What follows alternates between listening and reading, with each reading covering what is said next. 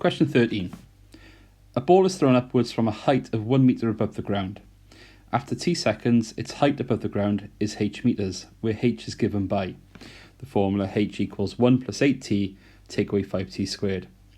Show that the time taken to reach a height of 4 meters satisfies the equation below. So we need the height to be 4 meters. So what we can do, we can substitute the height into that equation there. So therefore, we've got 4 equals 1 plus 8t take 5t squared. And we need to try to rearrange this formula now to give us the one which we're trying to show. So get everything over to the left hand side. We've got 5t squared, take away 8t, add 4, it's a positive 4 because it's already there, and then take away 1 because we put it on the other side, and that leaves us with 5t squared, take away 8t, add 3, and that equals to 0. So we've proven that the answer is correct. Part B, we need to solve the equation. Because this is a non-calculator paper, we pretty much are 99% sure that we're going to have to solve it by factorising. We probably wouldn't use the formula for this one. And what we're looking for is to factorise into double brackets. A bit harder because we've got a coefficient of the t squared. So the way that I would teach this to my classes is by using a double bracket. And because the coefficient of the t squared is 5, at the beginning of each bracket, write 5t. That's too many 5s, so we then need to divide by 5. And also, we're going to multiply that constant term by 5 as well.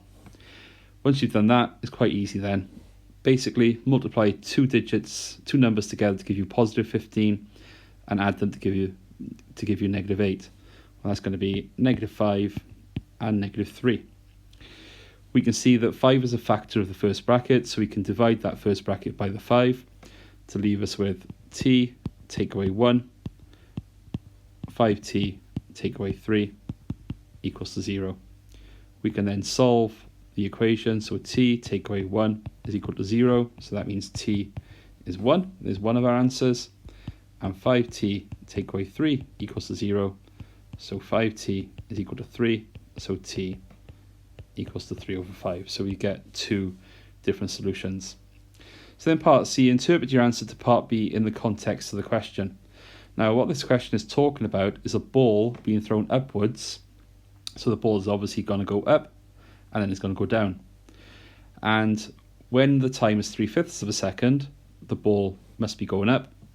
And when the time is 1, the ball must be going down. So that's basically what the answer is telling us. So the ball is 4 meters high after 3/5 of a second as it is going up. Then when going down, it is 4 meters after 1 second.